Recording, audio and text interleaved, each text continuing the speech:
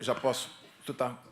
Ainda em relação ao preço, é razoável admitir que a peça com desenho industrial registrado e do qual se vale a montadora é mais cara do que aquela que não possui o registro? Não possui o registro de desenho industrial registrado? Repito, em relação ao preço, é razoável admitir que a peça com desenho industrial registrado, da montadora, é mais cara do que aquele que não tem o desenho industrial registrado, é o chamado DI, ou dele a montadora não se vale para monopolizar o mercado, ou isso, na verdade, é uma desculpa para monopolizar o mercado. Esclarecer como o registro e o mau uso do DI, registro de desenho industrial, refletem no preço. Como é que se dá esse mau uso? Que mau uso é esse? No caso do Fiesta, por exemplo, que tem um registro de desenho industrial das montadoras, a diferença de preço em capô e paralama chega a 282% desta peça para a peça fornecida pelo fornecedor independente. Muito bem. São mais 2 perguntas apenas. Seria razoável admitir um paralelo entre as peças de reposição e os medicamentos genéricos, ou seja, as peças de reposição como os genéricos da autopeça do carro. Genéricos que foram aprovados depois de uma verdadeira batalha do então ministro da Saúde, José Serra, contra o lobby da indústria farmacêutica. É razoável admitir esse paralelo? Um comentário: é válida a comparação na medida em que, tanto nas peças genéricas quanto nos medicamentos genéricos, não há tentativa de enganar o consumidor e os reflexos no preço são inegáveis, além da maior oferta do produto. Muito bem. E a última pergunta: uma empresa com forte poder de mercado necessariamente tende a inovar? O que é isso? A empresa que congrega o monopólio, ela se sente estimulada para novas criações, para aprimorar, para inovar na medida em que não existe concorrência? E eu vou fazer uma última pergunta, que parece contra os objetivos da CPI, mas, na verdade, tem sido usado como um grande argumento para a cartelização, que seria a necessidade de deixar com a montadora o monopólio em razão de itens de segurança, que, se produzidos por fabricantes independentes e colocados, afetariam a segurança do automóvel. Como isso quantos itens são itens de segurança, efetivamente? Quantos itens poderiam ser fabricados por produtoras independentes sem afetar a segurança do veículo? E se há uma adequada fiscalização desses produtos, sejam produzidos pelas montadoras ou pelas independentes, não supriria esta omissão? Essas são as questões da presidência. Está aberta a palavra aos membros da CPI, registrando a opção para que as perguntas sejam formuladas no decorrer ou após a exposição do depoente. Não havendo oradores inscritos neste momento, está concedida a palavra ao depoente Pedro Skazufka. Pela ordem, nobre deputado Jogiato. Presidente, não sei se tem a ver com essa CPI, mas uma montadora, você pega aí, por exemplo, uma Mercedes, uma BMW, sei lá, qualquer dessas empresas, quando você blinda o carro, então, logicamente, você coloca um peso maior, né? A blindadora, ela reforça a suspensão, a blindadora coloca os vidros mais espessos, né? Portanto, mais pesados, só isso aí. E a fabricante, ela se isenta totalmente, você perde a garantia, o fabricante não dá mais garantia a esse veículo. Se a empresa, por exemplo, a BMW, a Mercedes ou uma montadora, ela blinda o carro, aí mantém essa garantia do carro. Não sei se o Vossa Excelência sabe disso, mas é um absurdo. Quer dizer, são as peças que estão dentro do motor, etc., deveria, no mínimo, ter garantia. Talvez não pudesse dar garantia às suspensões, mas, no entanto, a montadora faz até isto, né? Além de ter o monopólio da venda de peças, né? Ela faz isso com o consumidor. Então, você blinda um carro com uma blindadora aí de nome, G5, outras empresas aí, e, de repente, você perde a garantia. Mas se a montadora te vendeu o carro blindado, ela te deixa e mantém a garantia. Tá? Isso nós precisamos dar uma checada também. O senhor pode anotar e comentar também esta colocação feita pelo deputado Jogiato, deputado que tem vários projetos aqui na área da segurança pública. Está presente também a nobre deputada Beth Saão, e o deputado Beto Trícoli encaminha um ofício justificando a impossibilidade do seu comparecimento. Recebemos também um ofício do procurador-chefe desta Casa Legislativa, dizendo que se encontra à disposição dos membros desta CPI a ilustre procuradora Maria de Fátima Bassoi e o doutor Alexandre Issa Kimura, procuradores desta Casa, que estão à nossa disposição para prestar assessoria jurídica no decorrer desses trabalhos. Continua aberta a palavra. Com a palavra, nosso nobre depoente. Boa tarde a todos. Gostaria de cumprimentar aí o deputado Fernando Capês, em nome do qual cumprimento os demais deputados e todos os presentes. Gostaria de dizer que esse estudo ele foi realizado ao longo do ano de 2010. Foi um parecer que foi coordenado aí pelo professor Chesner Oliveira, e que teve como objetivo analisar aspectos concorrenciais do mercado de autopeças. A gente, com base nesse parecer que foi apresentado para o CAD naquele ano, a gente preparou aqui uma apresentação para mostrar para os senhores, na qual eu vou tentar responder a essas questões e outras que, eventualmente, vocês tenham.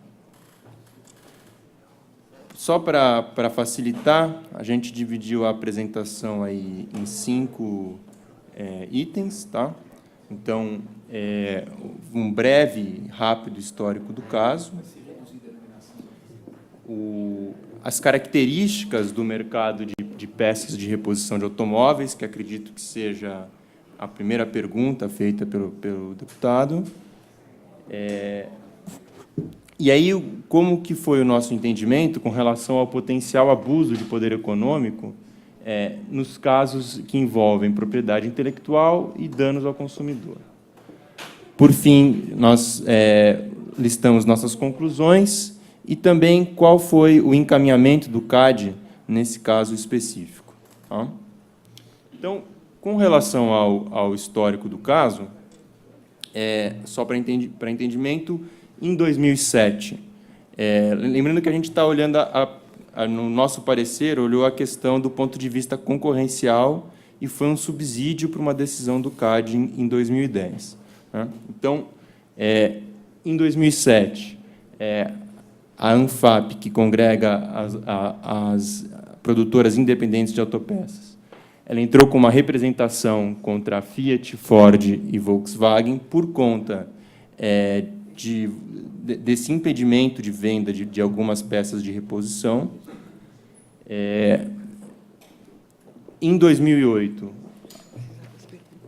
muito obrigado.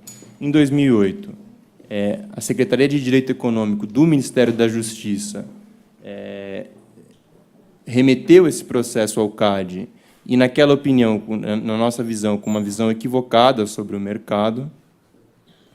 E, nesse ínterim, que nós fizemos esse parecer com a nossa visão sobre esse mercado para o CAD, que, em dezembro de 2010, julgou pela instauração de um processo administrativo contra as montadoras. Esse processo ele encontra-se em avaliação pela Superintendência Geral do CAD. Então, essa foi só uma visão de como que está o andamento desse processo. Não sei se eu consigo ficar de lado. Bom, quais são as características desse mercado? Aqui vou tentar responder a primeira questão aí do deputado, com relação à dinâmica de funcionamento do mercado e sua divisão entre montadoras, fornecedoras de montadoras e independentes, bem como esclarecimento de potenciais efeitos em mercados interrelacionados, como oficinas mecânicas e distribuição de autopeças. Então, só para entendimento, isso é muito importante no contexto, a gente tem um mercado primário, que é o mercado de venda de veículos, Logo em seguida, a gente vai mostrar alguns dados desse mercado e a gente vai ver que a grande maioria do faturamento das montadoras está nesse mercado primário. Tá? E você tem um mercado secundário de peças, em que você tem as peças de produção, que são as peças que estão, vamos dizer, em todo e qualquer veículo, e as peças de reposição, que podem ser necessárias por desgaste, por colisão, né, por desgaste em função do tempo. Então, a nossa avaliação ela se concentrou aí na questão das peças de reposição. Obrigado. Tá dando para escutar bem? Bom, como havia um certo mito com relação a essa questão de peças de reposição, procuramos as definições mais precisas possíveis para entender o que são essas peças, né? Então, na ABNT, nós encontramos aqui essa definição de que é uma peça destinada a substituir a peça de produção original ou peça de reposição original, caracterizada pela sua adequação ou intercambiabilidade, podendo ou não apresentar as mesmas especificações técnicas, características de qualidade da peça de produção original. Ou seja, tem que ser uma peça que você possa substituir adequadamente no veículo, né? Então, por exemplo, um capô de um carro, se você tem a necessidade de substituir, tem que ser um capô adequado, né? Você tem que ter essa intercambiabilidade. Um momentinho só. Claro. Pediria à nossa assessoria, que vai posteriormente, inclusive ao nobre relator, para que ficasse destacado esse ponto, podendo ou não apresentar as mesmas especificações técnicas. Isso é uma observação da ABNT sobre peças de reposição? Exatamente. Que não há necessariamente necessidade de guardar a originalidade, é isso? Isso. O que você precisa ter essa que chamamos de intercambiabilidade. Bom, olhamos também o que diz o Código de Defesa de Consumidor a esse respeito. E aí, aqui no artigo 21, a gente encontra que no fornecimento de serviços que tenham por objetivo a reparação de qualquer produto, considerar-se-á implícita a obrigação do fornecedor de empregar componentes de reposição originais ou que mantenham as especificações do fabricante, salvo quanto a estes últimos a autorização em contrário do consumidor. Ou seja, se o consumidor considera adequado, isso aqui está coerente com o Código de Defesa do Consumidor. Então, nas análises dessa matéria que a gente chama de defesa da concorrência, que são os assuntos que vão para o CAD, a primeira etapa sempre é definir qual que é o mercado relevante, qual que é o mercado que a gente está tratando. E você sempre tem que sim, especificar exatamente qual que é o produto. Explico. Quando a gente começou a entender esse mercado, a gente viu que não era simplesmente, você não poderia definir simplesmente como um mercado de peças de reposição, porque você tem que entender quais são os competidores no mercado. E, de fato, por exemplo, mesmo você não pode definir como mercado de reposição de faróis ou mercado de reposição de capôs. É importante que você defina qual a peça e qual o carro. Por quê? Porque o farol, apenas como exemplo, de um Celta não vai servir para um Palio, por exemplo. Então, a definição mais adequada que encontramos é que a segmentação do mercado ela tem que levar em consideração tanto a peça quanto o veículo. Então, por exemplo, haveria um mercado de farol esquerdo de Fiesta. Tá? Quem são os participantes desse mercado? Acredito que essa já ajude a responder a primeira questão. As próprias montadoras, firmas autorizadas por essas montadoras e firmas independentes. Tá? Como que a gente dividiu aí, tentando esquematizar um pouco essa divisão? Então, na fabricação de autopeças, peças de produção original, ou seja, aquela que vem no veículo que você adquire diretamente na concessionária. Montadoras e fabricantes terceirizados. Peças de reposição, aí que chamamos de originais. também as montadoras, fabricantes terceirizadas e autorizados. E as peças de reposição desse segmento independente têm esses fabricantes independentes, tá? Que são empresas estabelecidas, muitas delas aí com mais de 40 anos no mercado, e que têm o seu produto também seguindo normas de qualidade. Tá? A gente olhou aqui do ponto de vista da produção, agora do ponto de vista de distribuição, né, no mercado. Então, você tem peças, dividimos aqui nos segmentos, peças de reposição originais e peças de reposição de fabricação independentes. No atacado, as peças de reposição originais, você teria aí as montadoras, distribuidoras autorizadas e concessionárias e, eventualmente, distribuidoras independentes. No varejo, aí, concessionárias, lojas de autopeças e oficinas. Com relação aos distribuidores independentes, a fabricação independente, você tem os distribuidores independentes e, no varejo, sendo vendido aí por concessionárias, lojas de autopeças e oficinas. Tem um fato até interessante, muitas vezes, às vezes se quer fazer uma distinção, mas tem fatos até, por exemplo, um farol de um determinado veículo. Você tem uma fábrica que produz aquele farol para uma autorizada e produz para um outro veículo, ela pode vender no mercado independente. Então, de fato, você tem aí fábricas que têm qualidade no setor independente, tanto que transitam aí nos dois mercados. A gente deu alguns exemplos de como que o mercado, quais são os tipos, né, olhando assim para cada carro, produtores autorizados e independentes. E aqui um aspecto que a gente gostaria de destacar, quando a gente olha carros, veículos mais antigos, muitas vezes os autorizados já pararam de fabricar as peças de reposição. Então, esse é um aspecto importante aí dos independentes. Se você precisar dependendo do ano, uma peça do Fusca ou de Kombi, essa peça hoje só é produzida por fabricantes independentes. Os fabricantes autorizados muitas vezes já desativaram a sua produção. Então, em termos do ponto de vista de abastecimento, você muitas vezes depende desse mercado independente. Aí a gente, isso estava no nosso parecer também, sempre colocamos uma empresa autorizada e uma independente, só para mostrar que o objetivo do produto realmente é a similaridade. Então, e dessa maneira até se comparando aí talvez aos medicamentos genéricos, né, que você tem um produto que o objetivo é que realmente seja parecido com aquele produto original.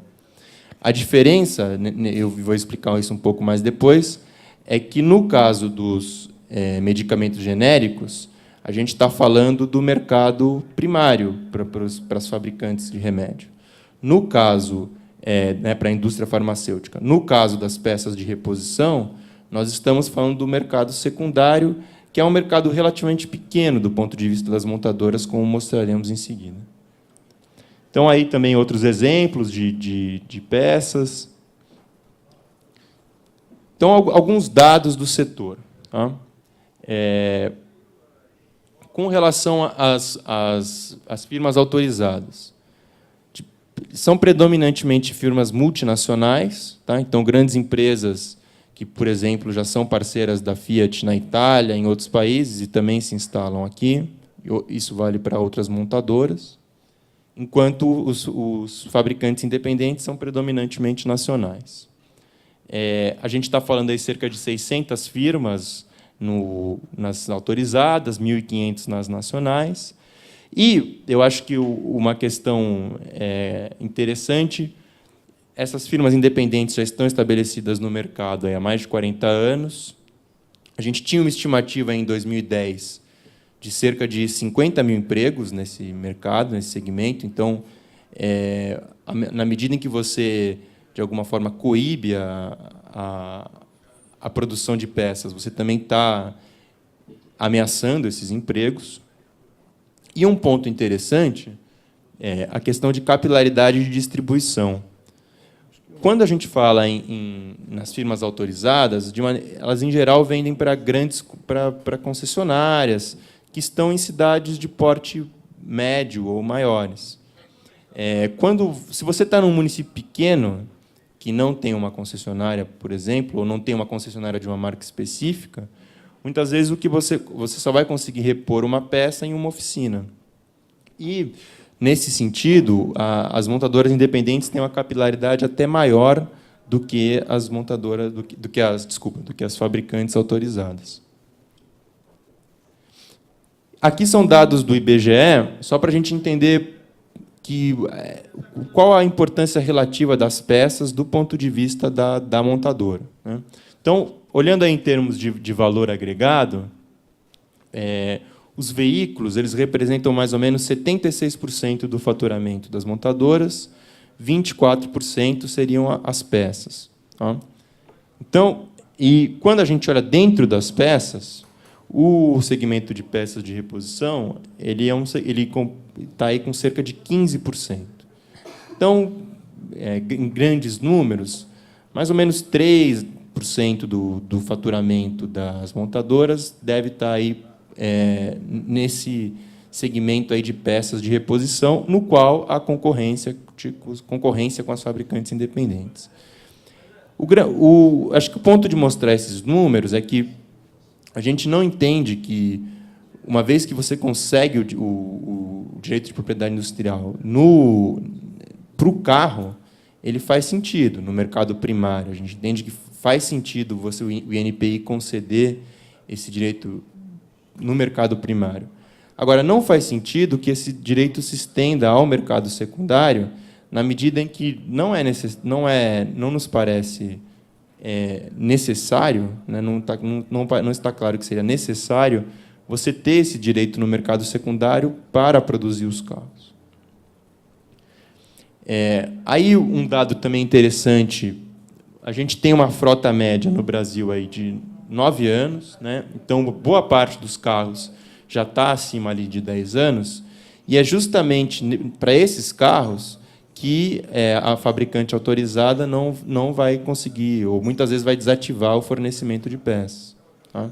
Então, talvez para quem tem um carro novo, de 1 a 3 anos, esse segmento nem seja tão relevante. Agora, na medida em que a idade do carro aumenta, e há muitos casos assim na frota brasileira, a fabricação independente se torna mais importante. Né? Então, acho que, vamos dizer, onde que a fabricação independente já vai se tornando mais importante? Municípios menores, em que essas fabricantes têm maior capilaridade, carros com uma idade mais antiga e, é claro, o consumidor que eventualmente tem uma renda menor e que quer pagar um preço mais barato. Isso a gente vai mostrar na sequência também. Bom, os danos que a gente entende que são provocados aí. Apenas de maneira esquemática,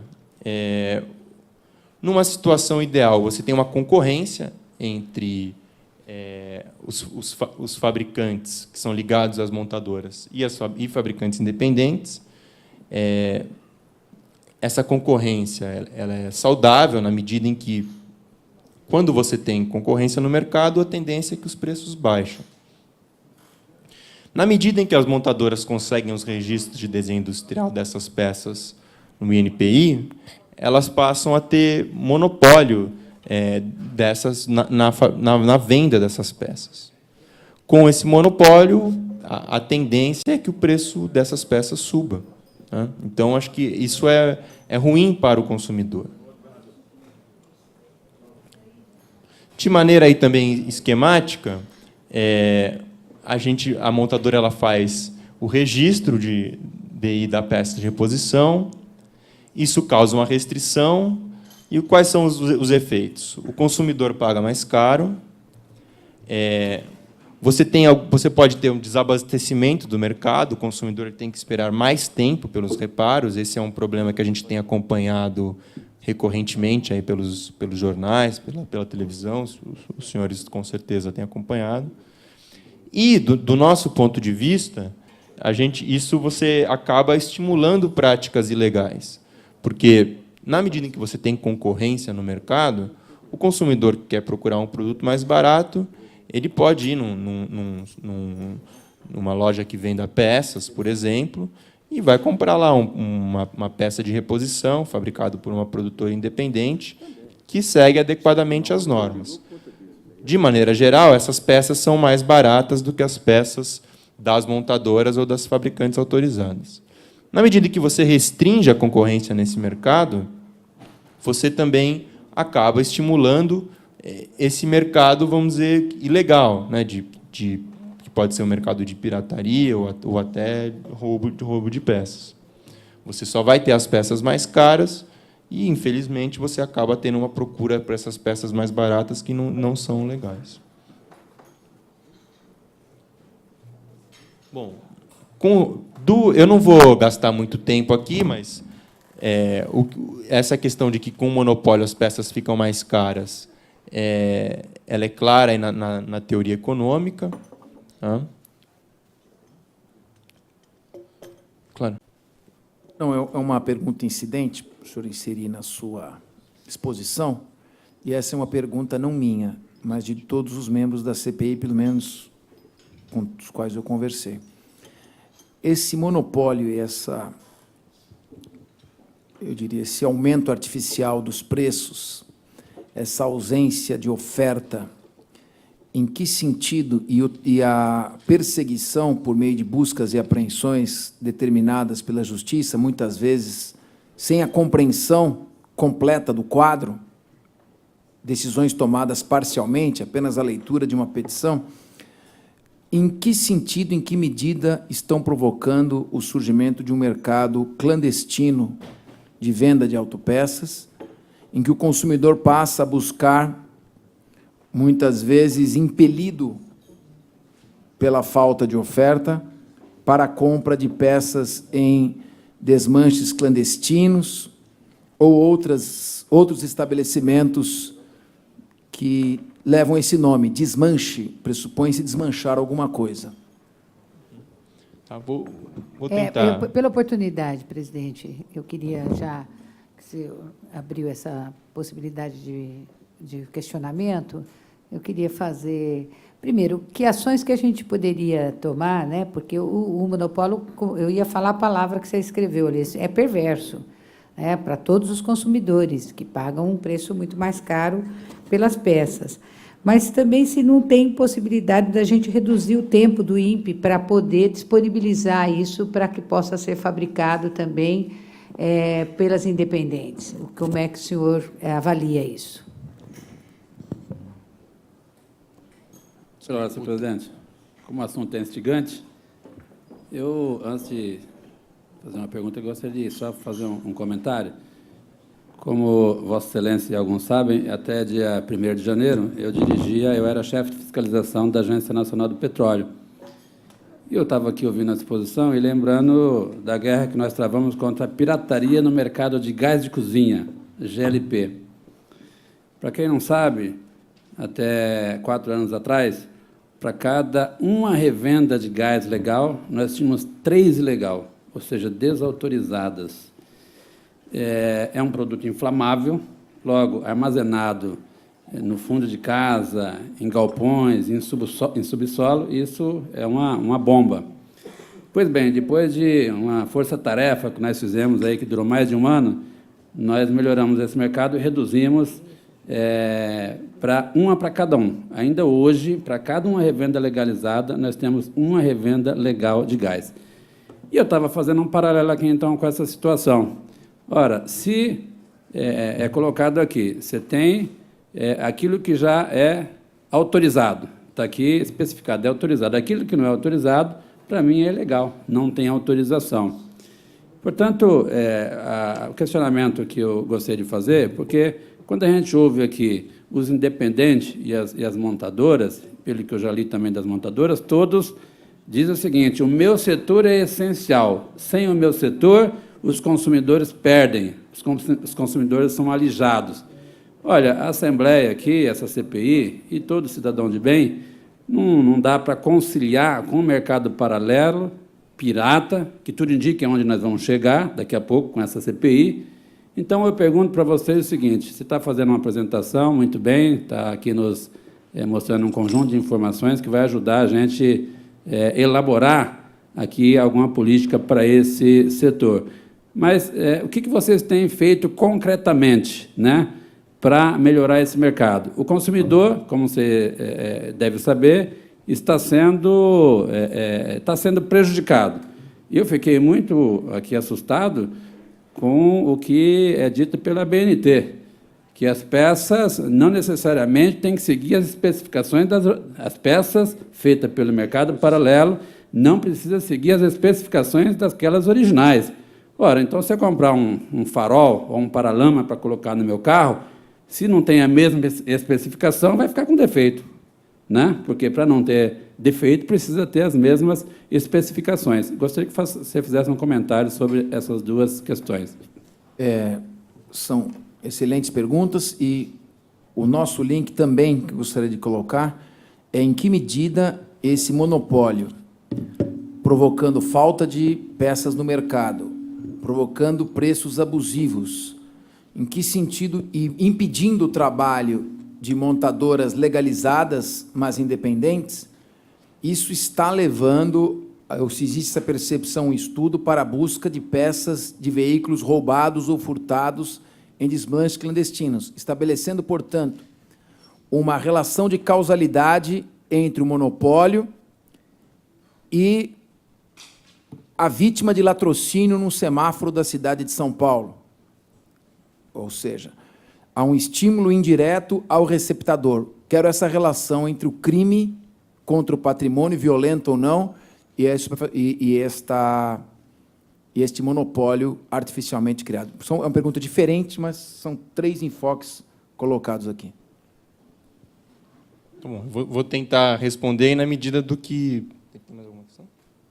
Tentar responder na medida do que o nosso estudo, vamos dizer, abrangeu, né? Acho que foi um estudo bem específico lá sobre efeitos concorrenciais desse mercado.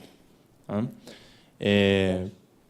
Então, a nossa análise é que, com relação à informalidade, é que, na medida em que você tem concorrência entre fabricantes autorizadas e fabricantes independentes, o consumidor tem um leque maior de opções, né? Ele pode ir numa loja que venda peças de reposição e optar por produto, seja da fabricante independente, seja da autorizada. De maneira geral, o fabricante independente tem um preço mais atrativo para o consumidor, né? A observação que a gente fez, olhando algumas coletas de preços, foi essa, que, em geral, o produto independente ele é mais barato. Cabe ao consumidor escolher o que ele quer, se ele quer um produto, se ele quer... Tem pessoas que preferem só fazer a troca, todas as revisões na concessionária, e só querem as peças que a concessionária troque. E, certamente, nesse caso, serão peças de fabricantes autorizados. Tem outros consumidores, podem ter, por exemplo, um mecânico de confiança com quem conserta o seu carro há muitos anos. E esse mecânico, que conhece as peças, ele pode, por exemplo, comprar uma peça independente, que seja uma peça de qualidade, certo? Cuja peça passe por vistorias de qualidade técnica. E também é uma opção, essa é uma opção do consumidor. Na medida em que você restringe o mercado e passa a ter a opção só da venda de peças fabricadas pelas montadoras ou por empresas autorizadas, você está restringindo o leque de opções do consumidor. E, de maneira geral, o consumidor vai ter que pagar mais caro. Em alguns casos, infelizmente, a gente entende que a opção de alguns consumidores pode ser por procurar os desmanches ou mercados informais. Então, nesse sentido, ao você restringir a competição no mercado, você está estimulando a informalidade. E isso, na medida em que você estimula a informalidade, também você acaba por aumentar furtos, roubos e também os desmanches ilegais, né? Então, são incentivos que a gente chama aí de incentivos perversos nesse mercado. Tá? Com relação às principais ações, a gente entende que vamos dizer, a nossa conclusão geral é que os temas de defesa da concorrência e propriedade intelectual eles são complementares. Então, faz sentido, ou seja, o objetivo final de ambos é você aumentar o bem-estar geral da sociedade.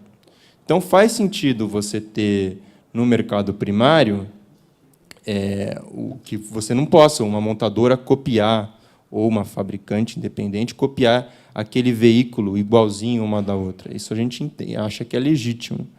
Agora, a gente não acha que seja razoável, e o CAD deu voto nessa mesma direção, estender esse direito para o mercado secundário, que é um mercado de peças de reposição, no qual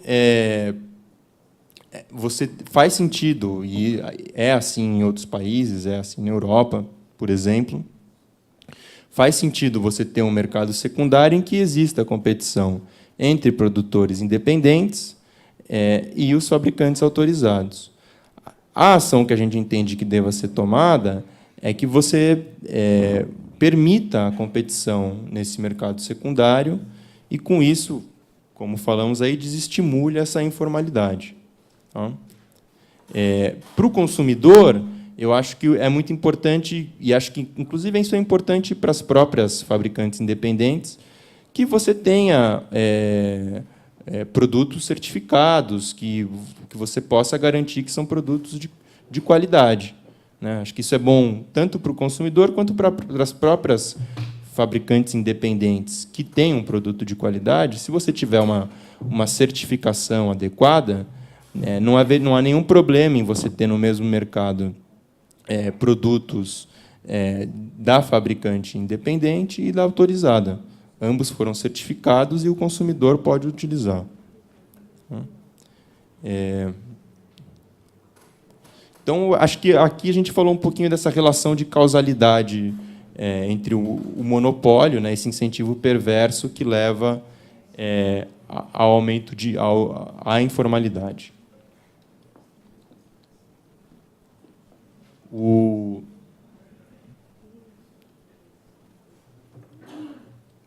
Conclusões aí de maneira geral. Então, aquilo que a gente falou no início, a definição do mercado na dimensão produto deve considerar a segmentação nas dimensões espécie e veículo. Você não tem um mercado agregado. A gente passou aqui aquela definição da ABNT. A gente pode deixar essa apresentação com os senhores. Esse mercado de peças de reposição não é um mercado de pirataria, muito pelo contrário, são firmas estruturadas, firmas legais, que pagam seus impostos. É um mercado que está estabelecido. Com relação às estruturas, a estrutura do mercado, a gente tem um mercado em que você tem grandes empresas, firmas autorizadas que têm a maior parte desse mercado, e competidores menores que produzem concorrência nesse mercado e logo você estimula aqui uma queda nos preços. Teve aqui um slide interessante, um levantamento que a gente fez, com a ajuda aí da ANFAP,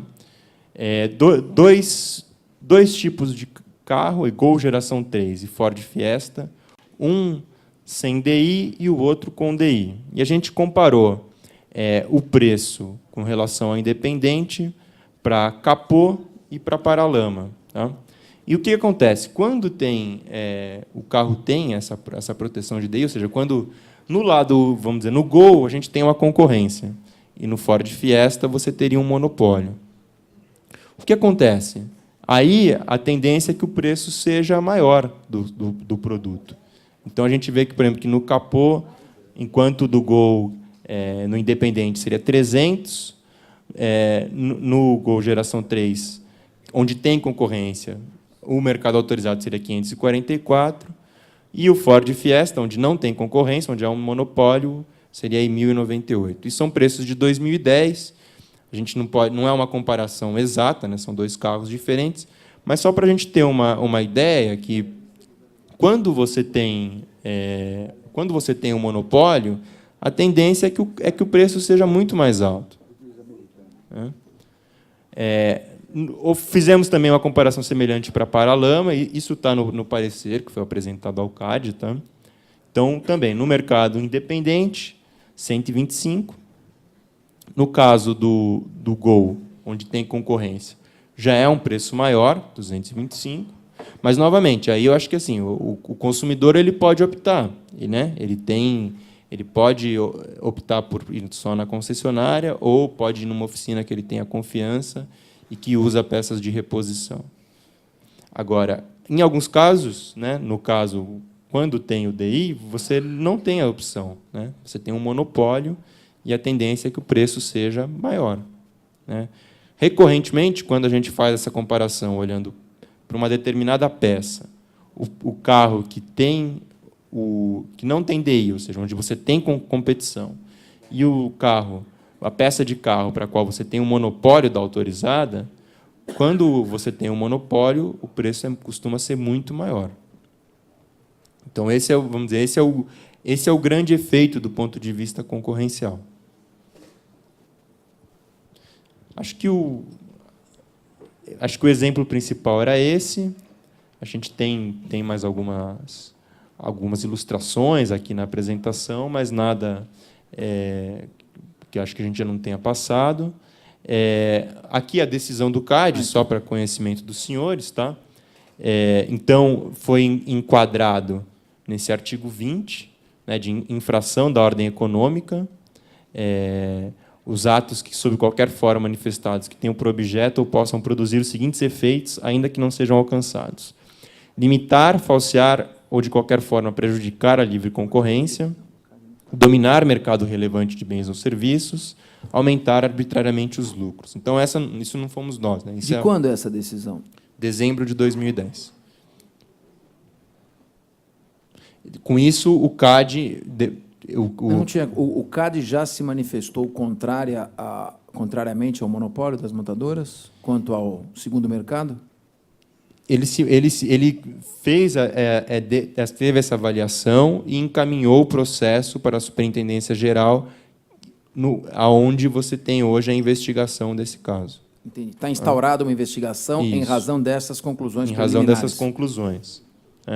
Também o artigo 21, né, que fala em criar dificuldades à constituição, funcionamento ou desenvolvimento de empresa concorrente ou de fornecedor adquirente ou financiador de bens e serviços. E aí isso é relatório do relator, né, na época, o conselheiro Ragazzo. A mera obtenção dos registros de desenho industrial pelas representadas, ainda que tenha obedecido ao procedimento da lei, não afasta por si só a possibilidade de que tais registros sejam exercidos de modo abusivo, na medida em que se desvirtuem dos fins socioeconômicos que amparam o direito. A exclusividade conferida às representadas pelos registros em questão, que impede a concorrência por parte das fabricantes independentes, garante às montadoras um monopólio na reposição dos produtos, monopólio esse no qual os consumidores estão presos.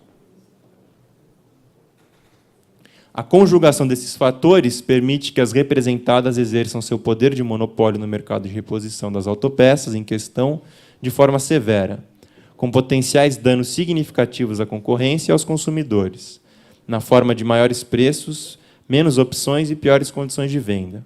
Efeitos esses que seriam muito provavelmente evitados ou atenuados caso fosse permitida a concorrência dos FIAPs. Essas conclusões são do CAD. Isso, são conclusões do CAD, essas conclusões. Esse é o relatório final do CAD. Eles concluíram isso em 2010. Exatamente. E até agora eles ainda não conseguiram... Aí foi instaurado o processo e está sob investigação. Dezembro de 2010, aí quase já 2011. Agora, É que, para concluir isso, eles têm elementos suficientes, eu acredito para poder já tomar todas as medidas, né? a indagação em complementação à deputada Beth Saão, a pergunta que eu faço é a seguinte: diante dessas conclusões do CAD, elas não foram levadas ao conhecimento do Poder Judiciário do Estado de São Paulo, que tem concedido essas ordens de busca e apreensão contra as montadoras e que empresas comercializam?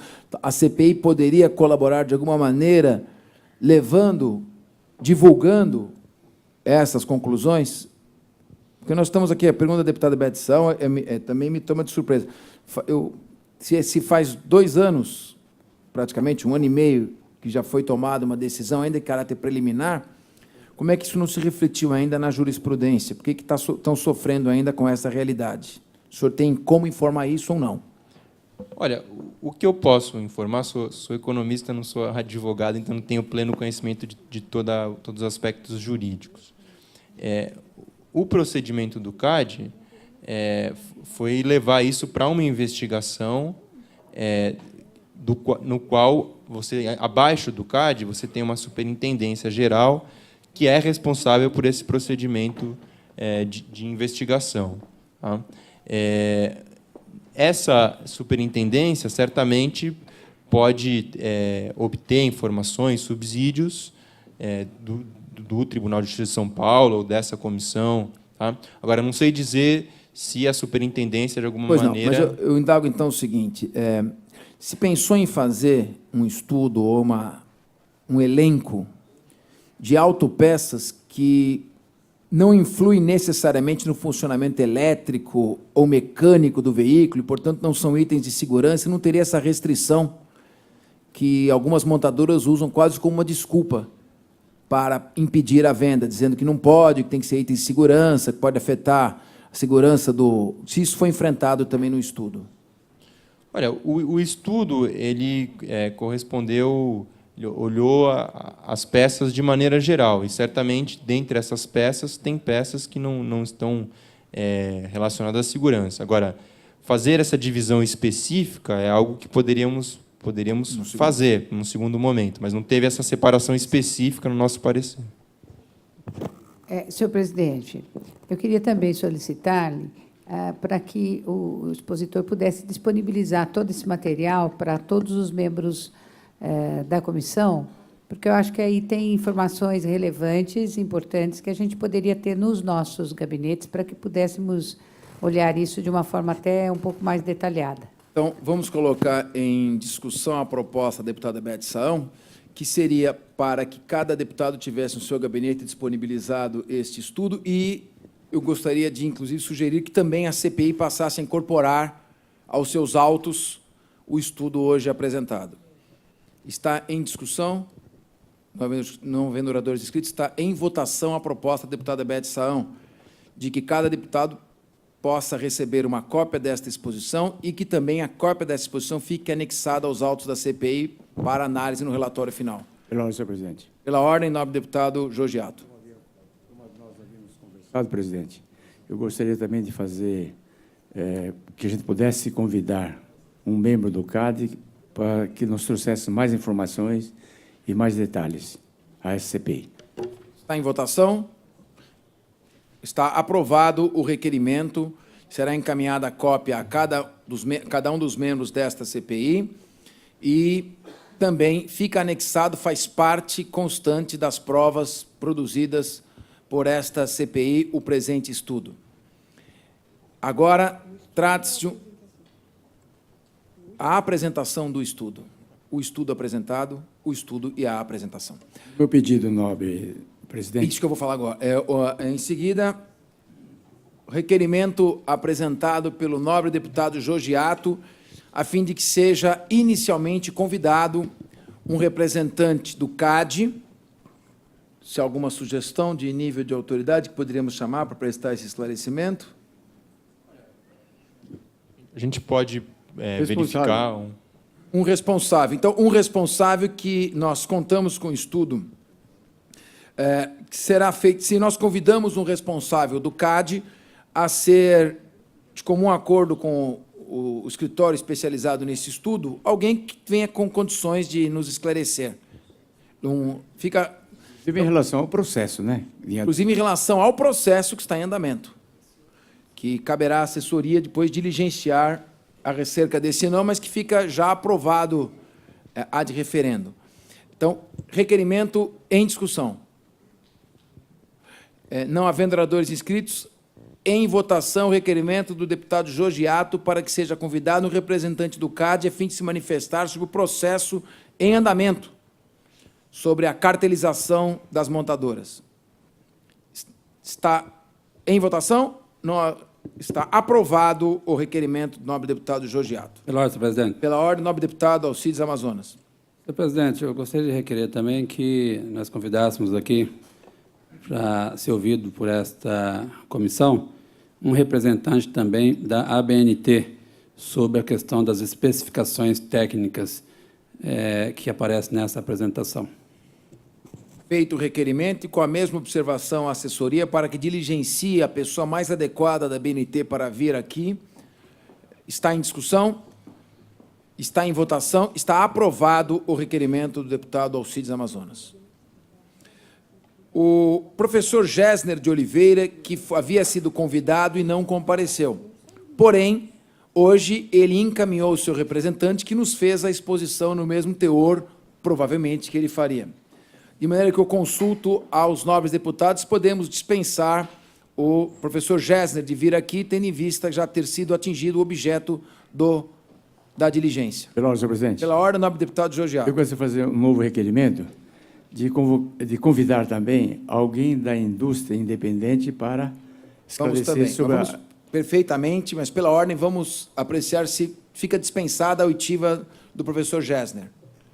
Deputada Não, eu Beth só San. queria dizer que a exposição dele acho que foi bastante completa e não sei se os nobres colegas têm outros questionamentos no que diz respeito ao estudo importante que ele traz, que eu acho que dá subsídios ao nosso trabalho aqui, e, portanto, eu queria cumprimentá-lo pela forma tão clara e transparente que ele apresentou essas informações para nós tão vitais e tão importantes na condução dos nossos trabalhos aqui nessa CPI. Está aberta ainda a palavra aos nobres deputados. Então, fica dispensada a oitiva do professor Gessner de Oliveira, registrados os cumprimentos da deputada Beth San, me somo, assim como acredito os demais membros desta CPI. Desculpe. Eu repito meu Deputado requerimento, nobre meu presidente Deputado Fernando Georgiato. Capês, convidar alguém da indústria independente para, na questão da certificação, para esclarecimento da questão da certificação. Esteve aqui presente já um representante do Jocar. Mas nós não sabíamos Joca, da questão da certificação. e ele se manifestou sobre os impactos do mercado, Uma parte comercial, se não me falha a memória. sobre a parte comercial. A parte de certificação, essa é novidade para nós. Não sei. Então, por sugestão da assessoria, para que os requerimentos sejam também formulados por escrito, para facilitar, Ok. para que possam ser aprovados por escrito.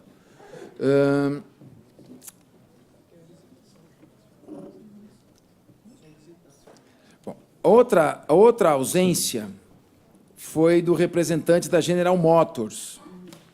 E essa ausência foi justificada devido ao exíguo tempo entre o recebimento da convocação e a realização, aliada a compromissos assumidos anteriormente. Então, ele não pôde, mas se coloca à disposição para definir uma nova data.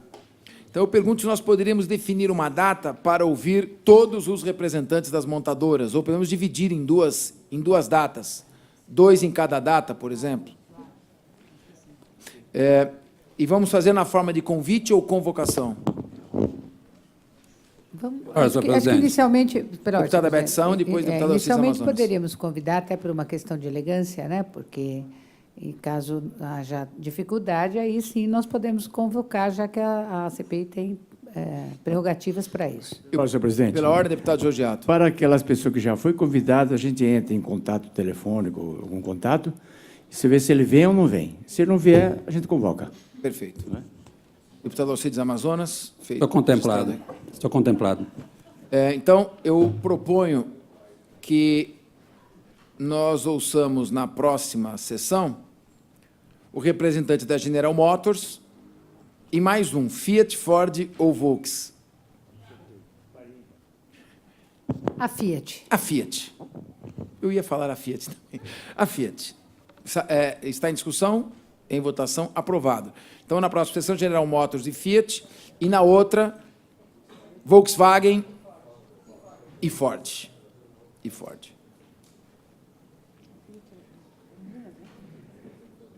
A Fiat é Minas, mas tem sempre escritório aqui em São Paulo. Sempre a assessoria irá verificar um nome que esteja à altura para representar com informações adequadas estas montadoras.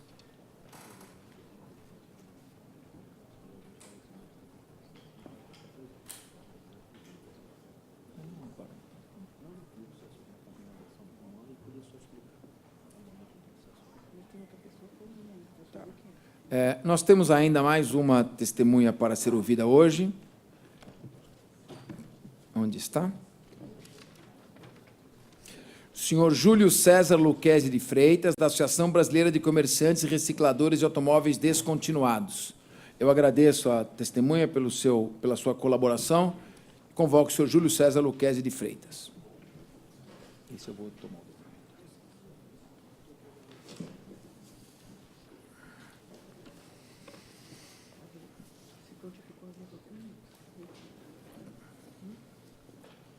Uma boa tarde, obrigado. O senhor se prontificou a vir, nós agradecemos a sua presença. O senhor Júlio César Luquezzi de Freitas, presidente da Associação Brasileira de Comerciantes e Recicladores de Automóveis Descontinuados. O senhor foi convidado a comparecer a esta comissão parlamentar de inquérito, constituída pelo ato número 18 de 2013, que tem a finalidade de investigar a cartelização do mercado de autopeças de reposição. Como testemunha, com fundamento nos artigos 203 e 218 do Código de Processo Penal, combinado com o parágrafo 2º do artigo 13 da Constituição do Estado de São Paulo e artigo 3º da Lei Estadual 11.124, de 10 de abril de 2002, bem como as demais normas constitucionais e infraconstitucionais aplicáveis à espécie, cumpre-nos adverti-lo que deve dizer a verdade, não podendo fazer afirmações falsas, calar ou negar a verdade a respeito de fatos do seu conhecimento, por incorrer no crime previsto no artigo 4º, inciso 2 da Lei Federal 1579, de 18 de março de 1952, crime de perjúrio.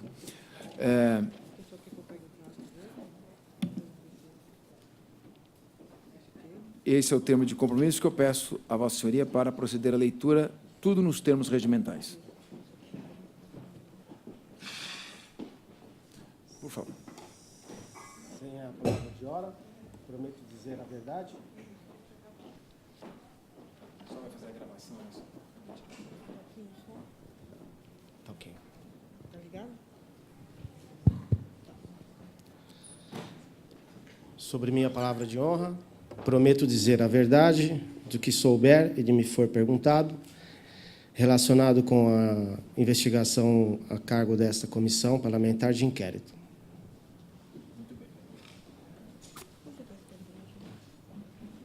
Posteriormente, eu pediria que o senhor aguardasse para preencher o termo de qualificação. Perfeito? Mas após o seu depoimento, para não turbarmos os trabalhos. Assessoria parlamentar de qual deputado? Deputado Marcos Neves. O deputado Marcos Neves justifica a sua ausência também a esta CPI. Senhor Júlio César Luquezzi, o senhor é presidente da Associação Brasileira de Comerciantes e Recicladores de Automóveis Descontinuados. Eu queria que o senhor esclarecesse para nós de que maneira a prática das montadoras de buscar monopólio sobre o mercado de reposição de autopeças tem impactado isto no mercado das produtoras independentes e de que maneira isso tem levado à falta de oferta do produto, ao preço excessivo e à busca de peças no mercado clandestino. Tudo que o senhor souber será de extremo interesse a esta CPI. Então, boa tarde a todos, os deputados, plateia. É um prazer estar aqui, ter essa oportunidade de poder esclarecer alguns pontos aos senhores. Pela minha experiência linha final, que são oficinas, funilarias e tal, o que nós percebemos hoje é que as oficinas mecânicas, funilarias, que prestam serviço às seguradoras e todas as outras, passaram a não ser mais oficinas, elas são estacionamentos, à espera de peças de reposição, que às vezes demoram até 90 dias para se obter um paralama, um farol. Muitas vezes, hoje, a seguradora, não trabalho para a seguradora, estou falando de experiência minha, de leilões de veículos. Qualquer dos senhores pode presenciar num leilão como o Sodré Santoro, veículos assegurados com pequenas avarias, com um farol quebrado, um para-choque quebrado, sendo leiloado. Por quê? Porque esse veículo a seguradora pagou o sinistro para o cliente, porque, infelizmente, não é que não seja viável consertar esse veículo, é que não há peças. E não vamos dizer aqui só da Ford, da Fiat, da Volkswagen, como de todas as outras. Principalmente também as montadoras recém-chegadas. O mercado de peça é muito complicado. Modelos... Queria que o senhor repetisse ao deputado Oswaldo Virgínio, vice-presidente da CPI, além dos automóveis esperarem na oficina por até 90 dias a chegada de uma peça, veículos que estão com dano parcial são classificados como de perda total e leiloados como perda total, porque não se encontra peças para repor. Então, diante Exato. dessa dificuldade, eles acabam sendo leiloados. Anteriormente... E quem que compra esse veículo inteiro leiloado? Normalmente são pessoas que vão desmanchá-lo para vender? Não, são pessoas que vão recuperar os veículos, né? Porque há classificações nessas colisões. Pequenas montas, médias montas e grande monta. A grande monta, sim, é direcionado para desmonte. É vendido como um veículo sucata, baixado, onde pode-se retirar peças. A pequena e a média monta são para recuperação ainda para o mercado. O veículo sai com uma observação no documento de sinistro, que houve um sinistro nesse veículo. Então, é isso que eu gostaria de esclarecer para vocês. Hoje, já com a fabricação independente de 1, 2, 3 fábricas, já não existe peça de reposição no mercado. A falta de peça no mercado, me parece que hoje o carro é tratado como um carro descartável, né? Não se coloca peça no mercado para que se compre um novo carro. E isso, dentro das pessoas que trabalham, os associados da nossa associação sabem muito disso. O carro hoje é tratado para todos como um carro descartável. Isso não pode se acontecer de forma alguma. O carro sendo tratado como descartável, isso é um prejuízo para todos, para o meio ambiente, para o planeta em geral. E isso é o que está acontecendo. A impressão que eu tenho é que não querem que o carro seja consertado.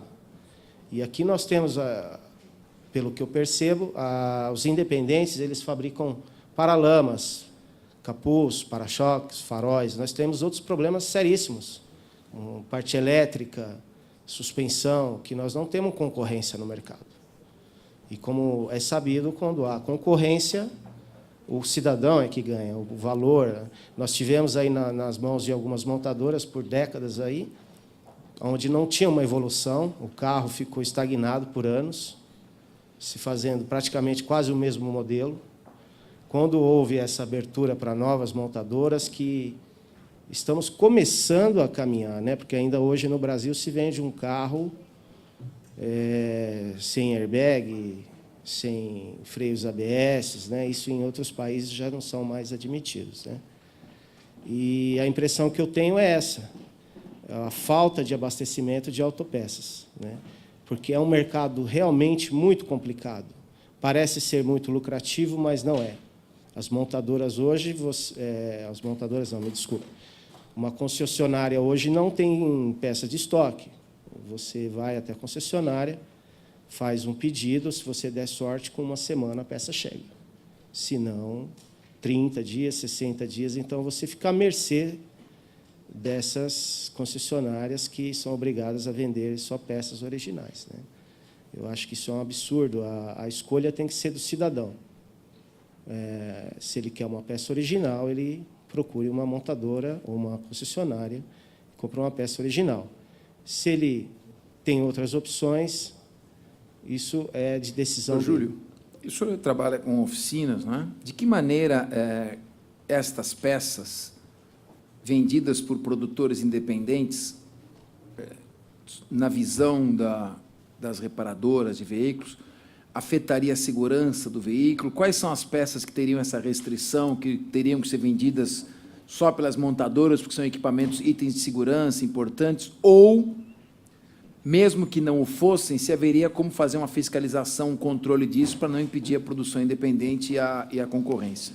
Olha, eu não tenho um parecer técnico vou dar minha opinião como leigo, tá? Mas não se encaixa como peça de segurança um paralama, uma porta, né?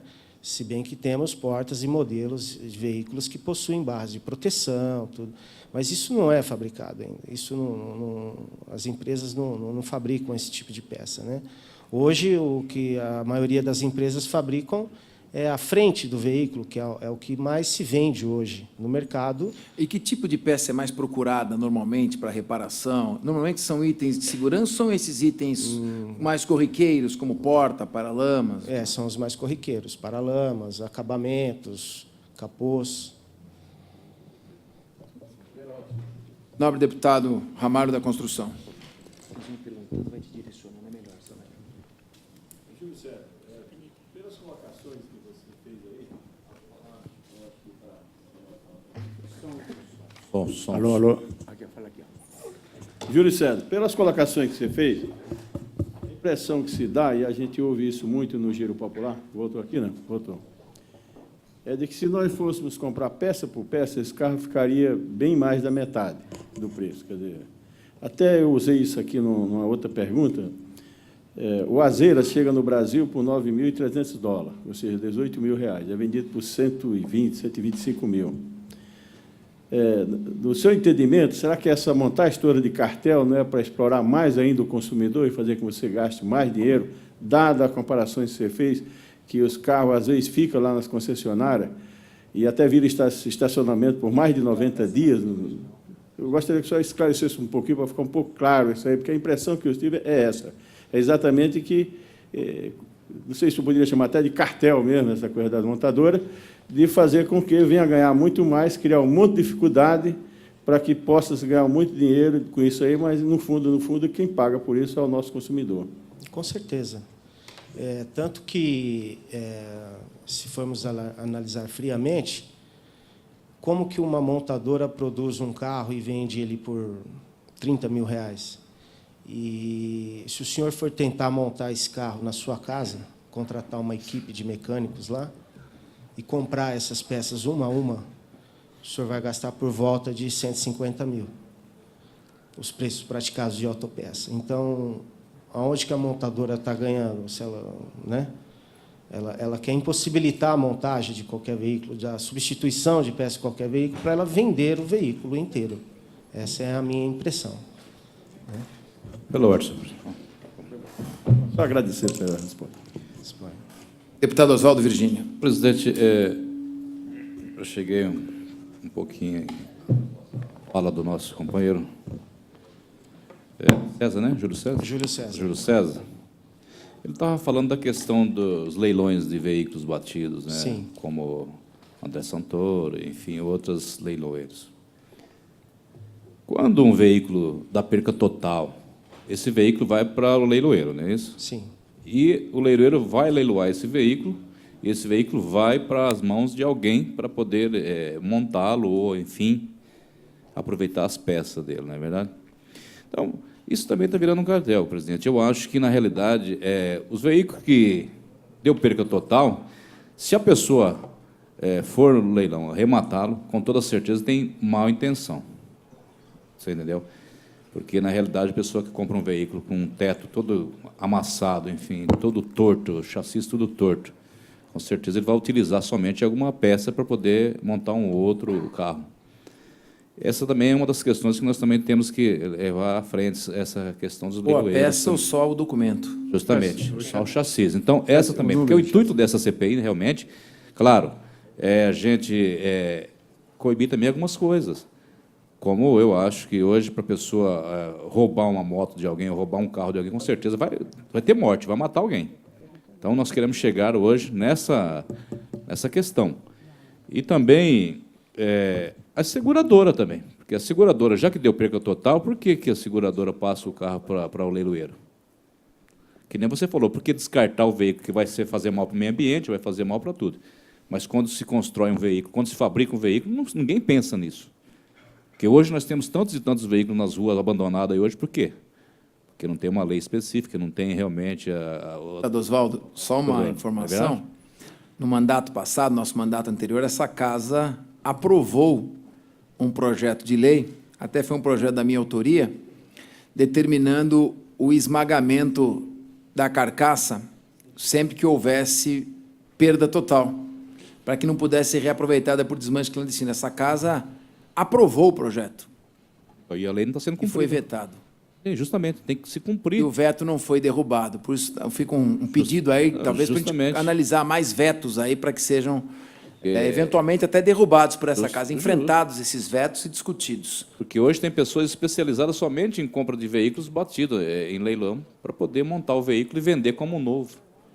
Entendeu? Então, essa também é uma questão que nós temos que ir a fundo. Mas, logo quando terminar a nossa sessão aqui, eu vou pedir algo aí, acho que seja mais sigiloso, a gente vai ter que falar somente os deputados. Muito obrigado. Pela ordem, senhor presidente.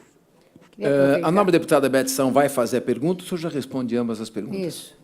Não, eu queria primeiro perguntar qual a origem das peças vendidas pela entidade que o senhor representa e também as dificuldades que vocês encontram no desempenho da atividade de vocês. Então, gostaria que o senhor pudesse nos falar a esse respeito.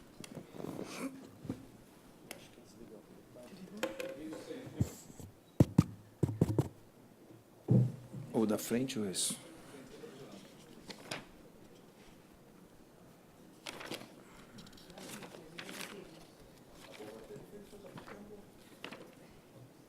Pega o fixo.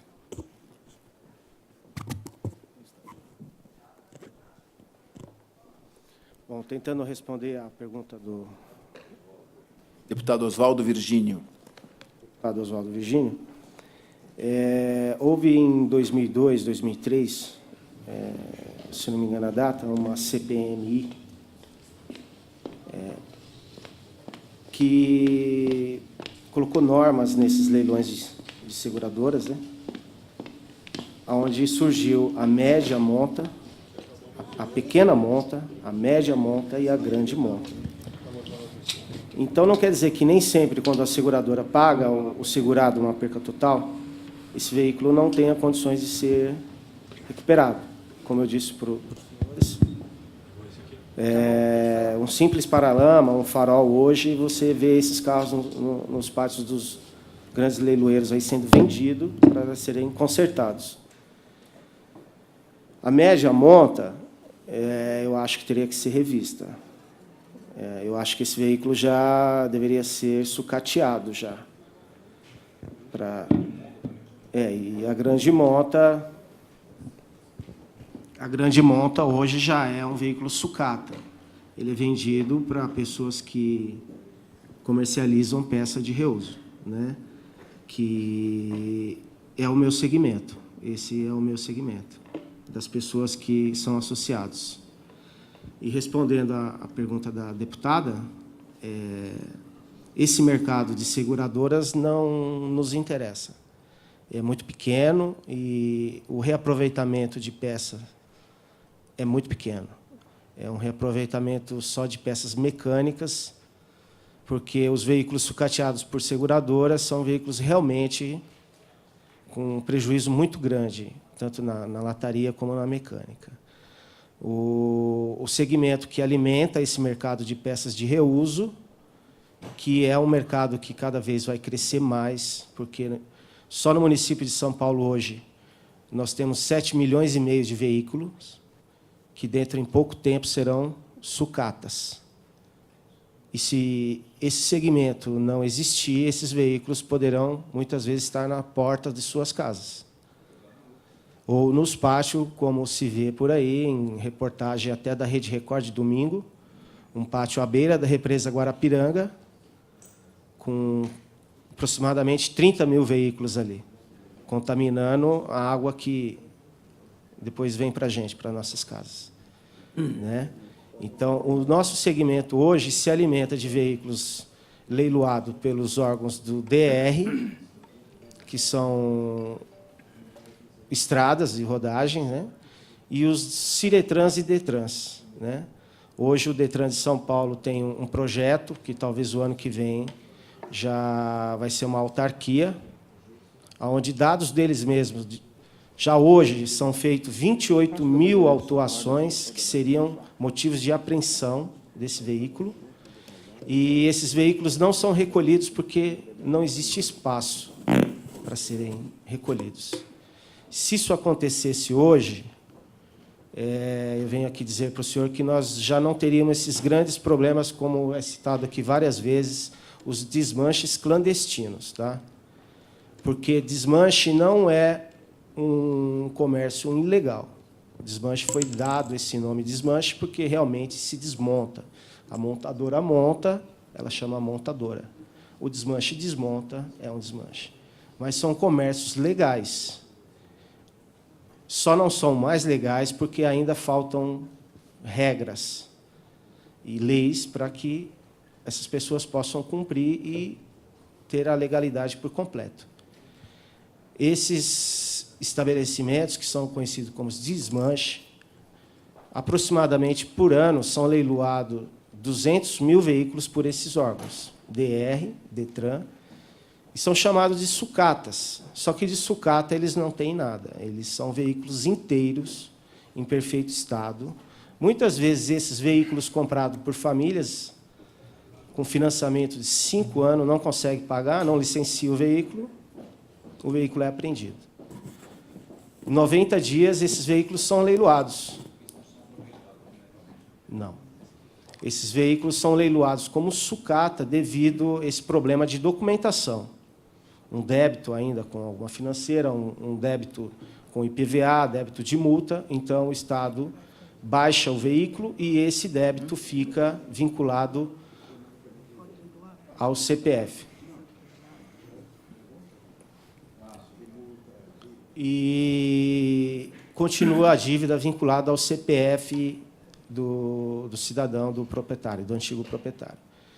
Então, nós procuramos essa CPI para nos colocarmos aqui à disposição, porque é um mercado ainda muito desconhecido, mas é um mercado gigantesco e vai crescer muito. Nos Estados Unidos, esse mercado de desmanche movimenta 20 bilhões de dólares.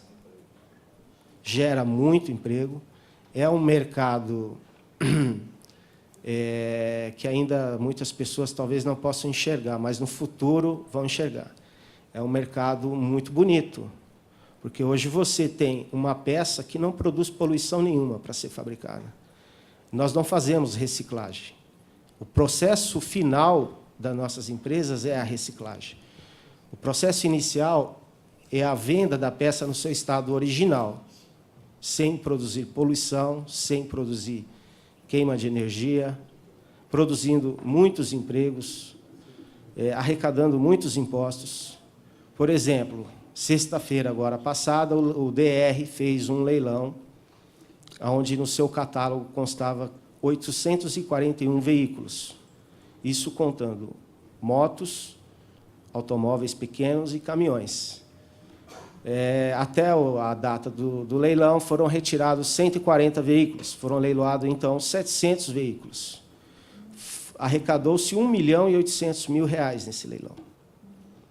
E essas peças são legais, são colocadas no mercado legalmente e se produzem muito mais impostos ainda e geram muitos empregos. Aproximadamente são leiloados 200 mil veículos por ano no estado de São Paulo.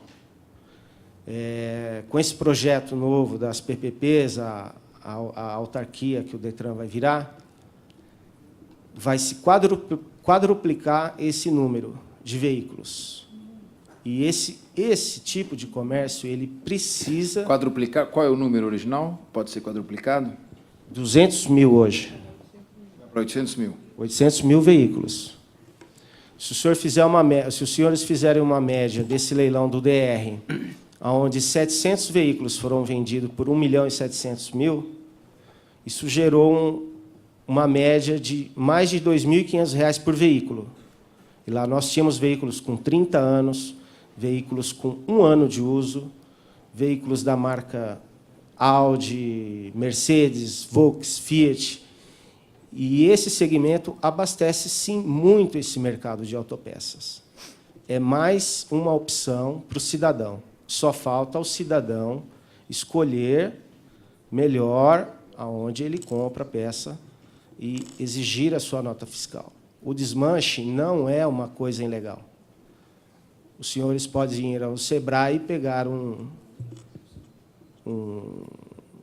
livro como se abrir um desmanche.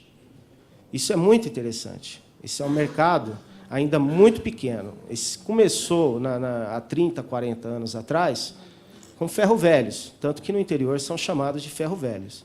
Aqui na capital são chamados de desmanche, onde esses veículos eram separados materiais, apenas. Senhor Júlio. Pela ordem, senhor presidente. Pela ordem, deputado Oswaldo Virgínio, nós estamos, na verdade, preocupados com o desmanche clandestino. Exato. Que faz a receptação de peças roubadas. E o objeto da CPI é a investigação da cartelização, aumenta o preço artificialmente, falta peças e estimula esse mercado ilícito. Não é propriamente o desmanche legalizado que nós estamos enfocando. Deputado Georgiato. Eu queria perguntar ao senhor Júlio César. Sim. Eu não consegui entender por que o para-choque não entra como item de segurança. Segunda coisa, você disse que é verdadeiro estacionamento, há uma espera de 90 dias e que os carros são as montadoras querem que seja como se fossem descartáveis, carros descartáveis. Eu queria aqui fazer uma analogia, você que tem uma experiência nesse setor, porque eu já li na mídia, ouvi na mídia, dizendo que a indústria, os fabricantes, as montadoras, ela daqui a pouco está perdendo dos desmanches, que são os carros, né, roubados, carros sinistrados e esses, né, que estão no desmanche. Então, a indústria vai começar a perder, ela não consegue fabricar ou montar tantos carros como os desmanches. Não sei se isso é verdade, eu queria que você esclarecesse isso. E até fazer uma analogia entre talvez o objetivo de os carros serem descartáveis, para que a indústria possa ganhar mais, fabricar mais carros, e se há uma conivência, né, ou pelo menos até não colocar itens que possam evitar roubos, né, esse furto dos carros. Por exemplo, eu me lembro quando nós fizemos uma CPI lá na Câmara Municipal de São Paulo, sobre desmanche, uma das propostas que eu coloquei era que nós fizéssemos o chassi em alto relevo, para que dificultasse a falsificação. Quando você vai em baixo relevo, então é mais fácil de você pegar o chassi e Entendi. Na remarcação. Em alto relevo, se bem que hoje a tecnologia avançou muito, e hoje fazer o chassi em alto relevo não é tão dificultoso como naquela época. Então, eu queria ver se há uma analogia, o que o senhor pensa desses tanto furtos, roubo que nós temos pelas ruas de São Paulo, para esse país, em relação aos desmanches, em relação a aquilo que o senhor falou, tenta deixar os nossos carros descartáveis. Sim, uma é pelos altos preços praticados, né? Vou colocar um exemplo aqui para os senhores. Um para-choque, eu não conto ele como item de segurança hoje, porque o para-choque é uma capa plástica que só serve de enfeite. Quem absorve, na verdade, o impacto são as longarinas do veículo, o chassis ali, né? A alma do para-choque. A parte externa do para-choque, na verdade, é uma capa, plástico. Plástico, o material mais barato que existe é o plástico. Uma injetora injeta por segundo vários para-choques. Eu não entendo como um para-choque hoje numa concessionária custa R$ 2.500. Queria a assessoria que registrasse com destaque essa última informação prestada a respeito do para-choque, que é um item de grande reposição. Exato. Uma peça feita de plástico, com todos os seus acabamentos em plástico, grades, frisos, tudo plástico. E custar R$ 2.500. Isso realmente mostra a intenção das montadoras, né? As montadoras não vivem de venda de peça, elas vivem de venda de veículos, né? Então, esses preços praticados colaboram, sim, muito com roubos e furtos de carro, sim, com certeza. Isso colabora demais. Por isso que nós estamos aqui hoje defendendo as indústrias independentes. Queremos que elas continuem fabricando. Quanto mais itens elas puderem fabricar, na minha opinião, seria melhor. E que também essas lojas de desmontes também de veículos descontinuados, que são veículos que são descartados pelo Estado, e cada vez mais, como eu volto a afirmar para os senhores aqui, cada vez mais nós teremos isso. Um município que possui hoje 7,5 milhões de veículos não pode ficar nas mãos das concessionárias. Peça. Pela ordem, deputado Oswaldo Virgínio. Bom, como ele disse, que tem desmanche realmente que tem lisura, claro, que trabalham, que dá emprego, que realmente trabalha com transparência. Nós também concordamos com isso. Tenho certeza absoluta que tem, sim. Tem comerciantes aí, pessoas que trabalham com desmanche, peças, enfim. E a gente também tem que falar um pouquinho da questão de peças de caminhões também, né, que hoje são roubados muitos caminhões no estado de São Paulo. A gente sabe que tem pessoas que têm lojas há muitos anos, aí, principalmente na Marginal Tietê, como o JR, que é uma pessoa que sempre trabalhou transparente, enfim, outras casas de peças de caminhões. Tem também outros locais que têm comércio ilícito, claro. Nós precisamos também investigar essa questão dos caminhões também, não somente as peças independentes. Claro que é interessante, eu acho que o presidente sabe muito bem disso, é interessantíssimo a fabricação, os fabricantes de peças independentes, porque, na realidade, se eles vender barato, com toda certeza também vai coibir um pouquinho de furtos e roubos de veículo, porque não vai compensar a pessoa desmanchar um carro para vender um farol por mesmo preço de um fabricante independente.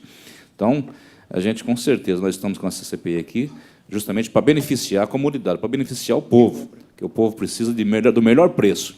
O povo não precisa bater um carro e ir lá na concessionária e se endividar lá por 5, 6 vezes no cartão de crédito. Não, o pessoal quer comprar realmente uma peça que seja compatível com o seu veículo, que também seja compatível com o seu dinheiro que está para pagar. Então, essa, com certeza, vai ser o nosso intuito, e nós vamos, se Deus quiser, vamos vencer e vamos chegar, fazer o que é de melhor para a população, que é deixar o preço acessível que realmente eles possam pagar num acidente de veículo, enfim, até mesmo um farol. Então, o senhor concorda com essa colocação? Concordo, sim. Muito bem. Indago se há mais alguma pergunta dos membros da CPI. Nós iríamos exibir um vídeo da reportagem que foi levada ao ar pela Rede Bandeirantes de Televisão, coincidentemente, no dia da primeira reunião, ainda quando se elegeu o presidente, vice-presidente, relator da Rede Bandeirantes, do dia 19 de março, em que mostra o problema gerado por este monopólio das montadoras, e ninguém aqui nem sabia, essa matéria estava sendo produzida há muito tempo. Foi uma coincidência. Mostrava a falta de peças, todos os impactos nefastos. Mas foi até bom, porque assim a gente coloca o vídeo no dia que vierem os representantes das montadoras. Acho que ficaria mais adequado para esta exibição.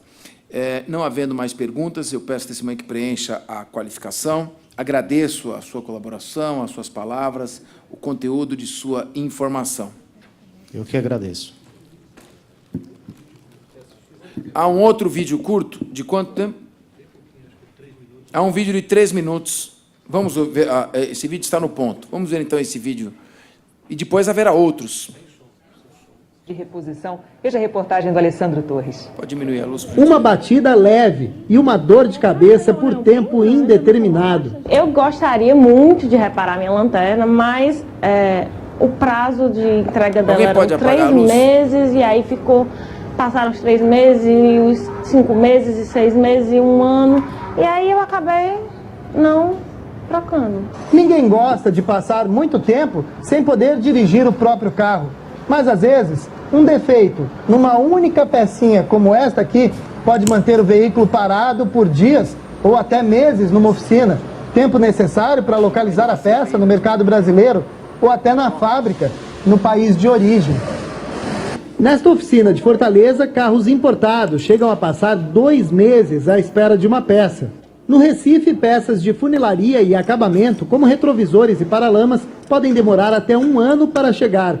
O problema também atinge a parte mecânica. Para o cliente não ficar com o carro parado, este comerciante passou a fabricar algumas peças. Segundo a Federação Nacional da Distribuição de Veículos Automotores, 5,5 milhões de veículos foram emplacados só no ano passado.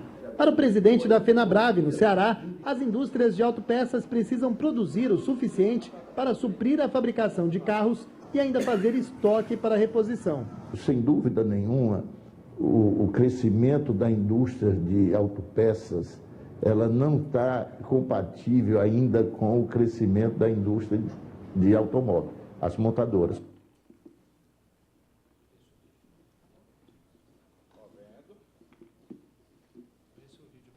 É esse o vídeo? Bom, outros serão exibidos, fato notório. Então, já chegamos à conclusão de que há um prejuízo ao consumidor, de que há falta de peças, que há um preço elevado e que, evidentemente, isso há um reflexo direto nos crimes contra o patrimônio, roubo e furto de veículos e receptação de peças roubadas e furtadas. Indago se há mais algum requerimento, se algum deputado gostaria ainda, no decorrer da CPI, de fazer algum tipo de colocação. Talvez seja oportuna a convocação ou o convite do ilustre Dr. Wagner Judice, que é diretor do Departamento Estadual de Investigações Criminais, o DEIC, Departamento de Combate ao Crime Organizado, dentre os quais combate crimes contra o patrimônio, eventualmente para nos trazer alguns dados acerca do quadro atual dos desmanches clandestinos, de roubos, latrocínios e furtos de veículos, com o objetivo de desmanchar e vender peças que faltam no mercado. Pela ordem, presidente, eu gostaria, não sei se você nessa vai encerrar... Estamos para não havendo mais nenhum requerimento, nós vamos encerrar. Gostaria que Vossa Excelência aguardasse um pouco. Eu queria apresentar um requerimento, mas gostaria mais que fosse mais sigiloso, se há a possibilidade de... Perfeito. Eu peço a todos os presentes, à exceção dos funcionários dessa CPI, que, por favor, se retirem da sala. Do recinto será feito um requerimento de diligência e que será mantido em sigilo.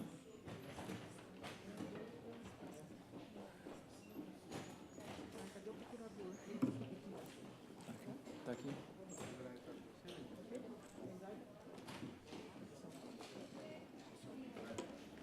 Os procuradores da casa são convidados a permanecer para darem assistência a nós.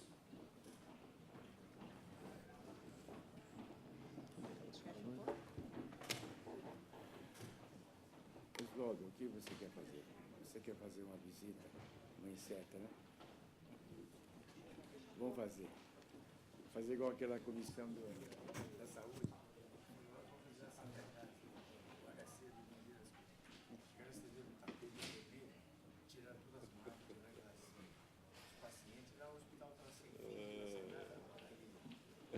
Vamos falar fora do microfone, inclusive, né?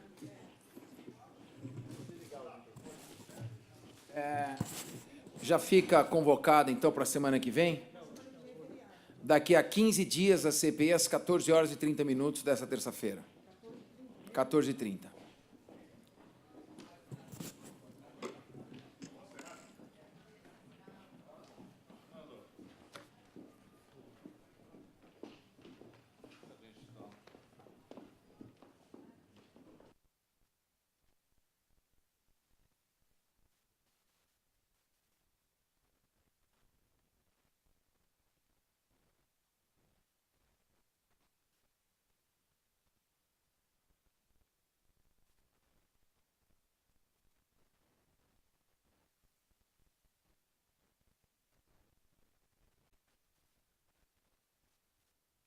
comissão parlamentar de inquérito que investiga a cartelização do mercado de autopeças de reposição. Registro com muito prazer a presença dos ilustres deputados Jorge Rato, Alcides Amazonas, Oswaldo Virgínio e Ramalho da Construção, além deste presidente. Então, uma CPI com deputados com experiência na área de investigação, nessa área, sobretudo, de segurança pública, afeta a segurança pública. Não havendo... Solicito à secretária para que proceda a leitura da ata da reunião anterior, a menos que algum dos deputados peça dispensa da leitura da ata, dispensada a leitura da ata. Muito bem. Vamos dar início, então, aos trabalhos de hoje, desta CPI. Está aqui o professor Gessner de Oliveira?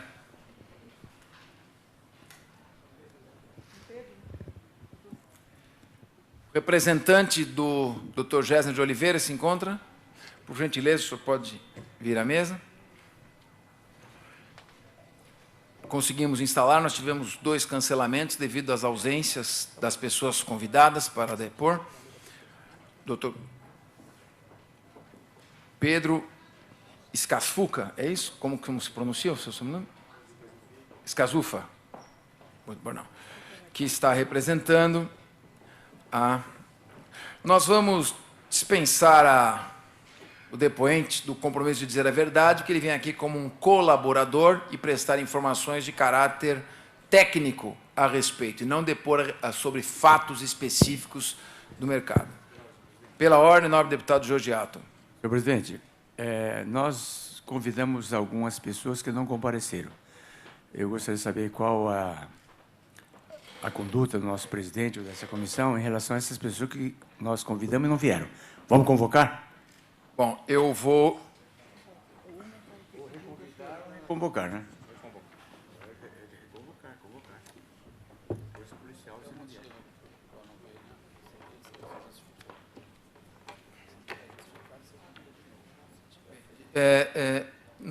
É feita uma colocação pertinente do nobre deputado Jorge Rato, afinal de contas, essa é uma comissão parlamentar de inquérito, que investiga fatos objetivos, né? Nós não estamos aqui brincando, nós estamos trabalhando. Já houve 2 cancelamentos sem razão. Então, eu indago aos nobres deputados se devemos proceder à convocação das testemunhas faltantes e, mais do que isso, se doravante, ao invés de convite, nós já partimos para a convocação direta. Nobre deputado Alcides Amazonas. Senhor presidente, demais membros aqui da comissão, eu indago a essa presidência se as pessoas que estavam convidadas, se eles justificaram porque não vieram. Se a justificativa veio e for plausível, eu acho que deva ser convidado de novo. Se foi pouco caso, acho que devemos convocá-los. Nós vamos fazer, então, a assessoria vai levantar todos os casos de ausência e o que ocorreu em cada um desses casos. E no decorrer dessa sessão, nós colocamos a questão para discussão e votação caso por caso. Indago se os nobres deputados se encontram de acordo com esse encaminhamento. Muito bem. Bem, vamos então ao doutor Pedro Escasufka, que vai proceder à sua apresentação. Proponho, para o bom encaminhamento dos trabalhos, nós temos algumas perguntas aqui, que nós poderíamos fazer essas perguntas para ele já ir orientando, inclusive, a exposição, para termos um pouco mais de objetividade dentro do que vai ser falado. Muito bem.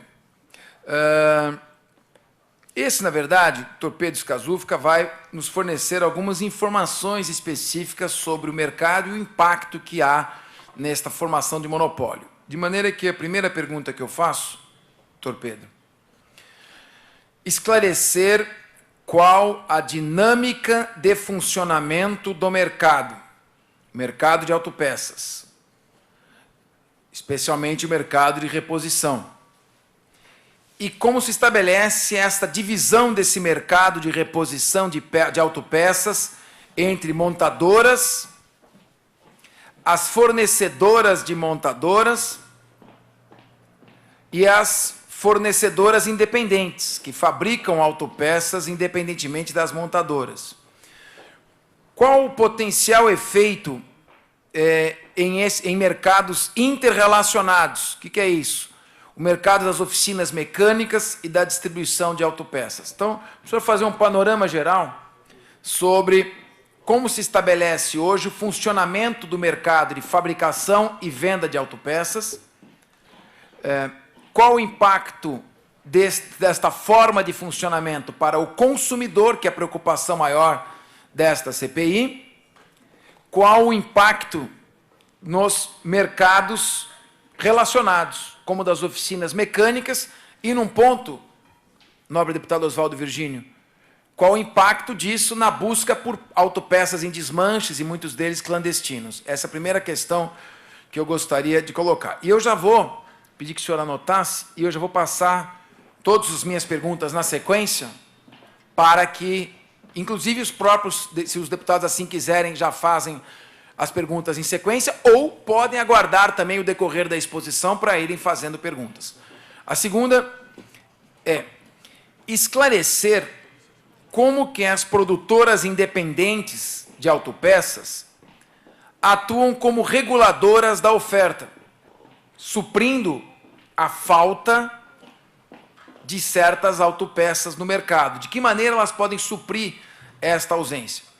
E também como elas podem atuar na regulação do preço. Nós vimos aqui uma testemunha prestar depoimento informando que o preço é inflado artificialmente devido à falta de concorrência. Muito bem. Ainda em relação ao preço, já posso tutar. Ainda em relação ao preço, é razoável admitir que a peça com desenho industrial registrado e do qual se vale a montadora é mais cara do que aquela que não possui o registro? Não possui o registro de desenho industrial registrado? Repito, em relação ao preço, é razoável admitir que a peça com desenho industrial registrado, da montadora, é mais cara do que aquele que não tem o desenho industrial registrado, é o chamado DI, ou dele a montadora não se vale para monopolizar o mercado, ou isso, na verdade, é uma desculpa para monopolizar o mercado. Esclarecer como o registro e o mau uso do DI, registro de desenho industrial, refletem no preço. Como é que se dá esse mau uso? Que mau uso é esse? No caso do Fiesta, por exemplo, que tem um registro de desenho industrial das montadoras, a diferença de preço em capô e paralama chega a 282% desta peça para a peça fornecida pelo fornecedor independente. Muito bem. São mais duas perguntas apenas. Seria razoável admitir um paralelo entre as peças de reposição e os medicamentos genéricos, ou seja, as peças de reposição como os genéricos da autopeça do carro? Genéricos que foram aprovados depois de uma verdadeira batalha do então ministro da Saúde, José Serra, contra o lobby da indústria farmacêutica. É razoável admitir esse paralelo? Um comentário: é válida a comparação na medida em que, tanto nas peças genéricas quanto nos medicamentos genéricos, não há tentativa de enganar o consumidor